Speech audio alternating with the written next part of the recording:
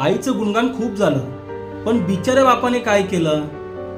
बिकट प्रसंगी बापच सदा सोडवी, मात्र आपण फक्त आईचीच गातो गोडवी. आईकडे असतील अश्रूंचे पाठ, पण बाप म्हणजे संयमाचा घाट. आठवते जेवण करणारी प्रेमळ आई, त्या शिदोरीची सोयही बापच पाही. देवकी यशोदेचं प्रेम मनात साठवा, टोपलीतून बाळास नेणारा वासुदेवही आठवा. रामासाठी कौशल्याची झाली असेल कसरत, पुत्र वियोगाने मरण पावला बाप दशरथ.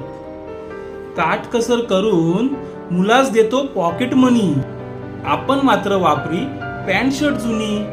मुलीला हवी ब्युटी पार्लर आणि नवीन साडी, घरी बाप आटपतो बिन साबणाची दाढी. वयात आल्यावर मुले आपल्यातच मग्न, पण बापाला दिसे मुलांचे शिक्षण आणि लग्न. मुलाच्या नोकरीसाठी जिना चढून लागते धाप, आठवा मुलीच्या लग्नासाठी उंबरे झिजवणारा बाप. म्हणून म्हणतो जीवनभर मुलासाठी बापाच्या सदिच्छा, त्यांनी समजून घ्यावं हीच माझी इच्छा.